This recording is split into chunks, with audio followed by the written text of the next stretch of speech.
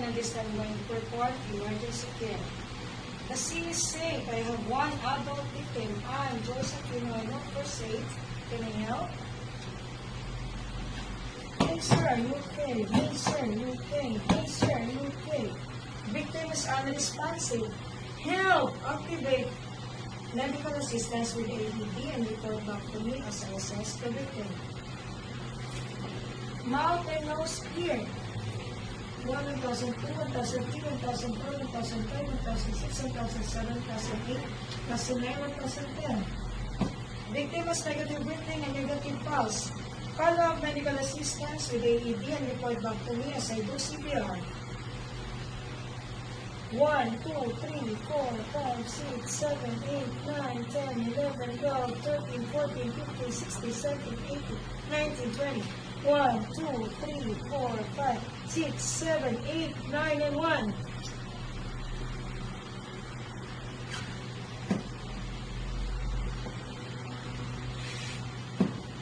AED arrived.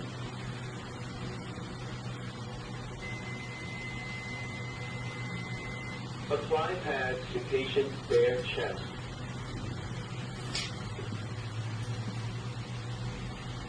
Apply pads to patient's bare chest. Plug in pad connector next to flashing light. Do not touch the patient. Analyzing heart rhythm. Do not touch the patient. Analyzing heart rhythm. Shock advised. Charging. Stay clear of patient. I am clear. Everyone's clear. Press the orange button now. Shock delivered. It is safe to touch the patient. Begin CPR. 1, 2, 3, 4, 5, 6, 7, 8, 9, 10, 11, 12, 13, 14, 16, 17, 18, 19, 20, 1, 2, 3, 4, 5, 6, 7, 8, 9, and 5.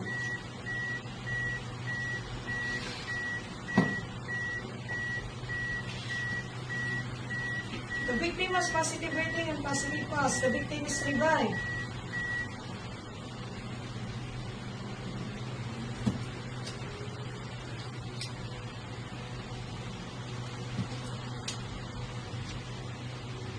I will put the victim in the recovery position. 2 secondary survey from head to toe examination, no bleeding, no pain, no decap details.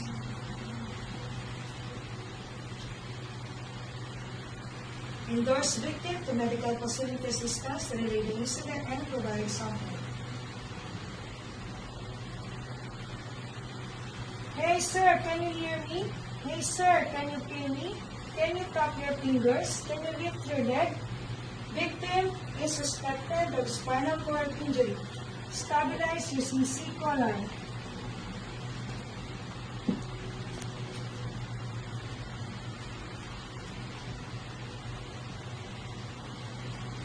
Endorse the victim to family member, attending doctor, and medical facility assistance.